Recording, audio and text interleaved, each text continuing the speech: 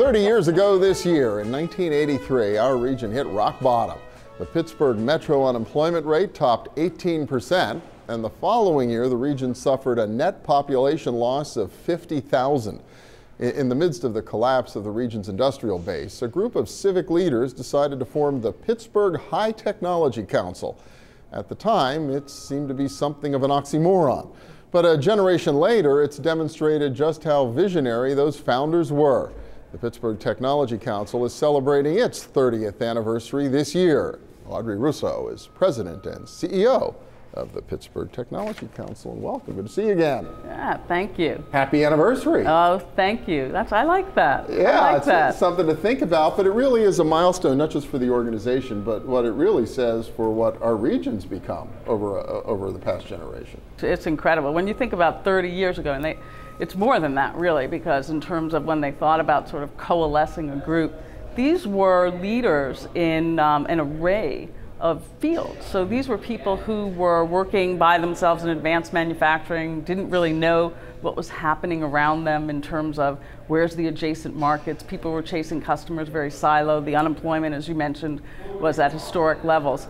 And people were starting to get together for breakfast, actually, and started to figure out how they could do a few things. Address some of the technology that was sitting inside the university, in particular Carnegie Mellon, and what kinds of things one another were working on in tech, and paired with the passion around civic leadership and getting their elected officials to understand what the dilemmas were that were very particular to technology. Yeah, at that time, 30 years ago, this idea of sort of technology being outside the rest of the economy. Absolutely. There were people who were in manufacturing, and there were people who were doing other things, and there were people who were in tech. And it's funny today because there's no way we would have the kind of manufacturing that we have today in this region that are competitive and global and, optimizing their capabilities, because it's all about how tech has enabled that, and no one separates it. Yeah, and so I guess your membership must reflect that now. A member of the Technology Council has to be almost any kind of industry you could imagine. Absolutely. Right? I think we need to really celebrate it in terms of our legacy, is that even back in the 80s, there was a clear understanding that it was the corporate titans that were going to help this, and that their partnership in helping the high-tech community back then was pivotal. And it still remains today, whereas many other regions have these tech councils or these tech communities, and they're not necessarily connected to the support of the big corporate organizations or the global companies. And Pittsburgh was one of the first, too, right? Right, big regional absolutely. technology council, an effort like this? Yes, and so there were MIT, well, adjacent to MIT in Massachusetts, they had a Massachusetts High Tech Council. Okay. And it was just a few months before. But essentially at the time, Tim Parks, who was, at the helm of the Tech Council then, was being pulled from all over the nation of saying, what are you doing? How are you doing this? How are you coalescing it?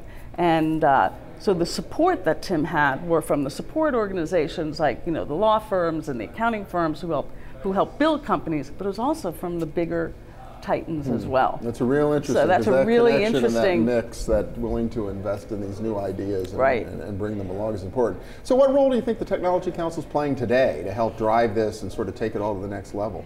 What's really interesting today is that the amount of activity in the entrepreneurial space across all different sectors, whether it is the manufacturing sector or robotics or software and hardware, we're seeing a lot of traction.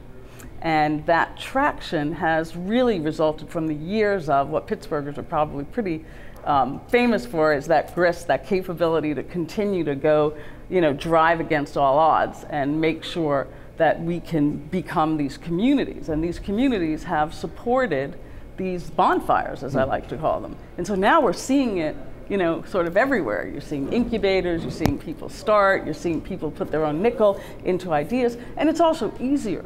It's also easier. Seen that here today at a tech shop is just a great, example. But what's really fascinating is that the capability to start companies today, particularly on the software side, the ease of entry is pretty high, but it's not easy to sort of make it and get customers.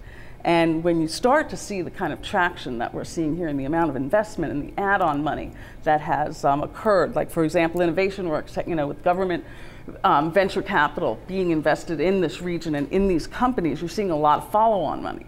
So people are saying, we're not afraid to invest here in Pittsburgh. We're not. And that, I think, builds the collective self-esteem of the community at large. So it becomes contagious. All right, 30 years in the making, but we've come of age. Audrey Russo from the Pittsburgh Technology Council. Thank you so much. Good to see you again. Good to see you. And we'll be back in a minute with a little dollars and cents. Stay with us.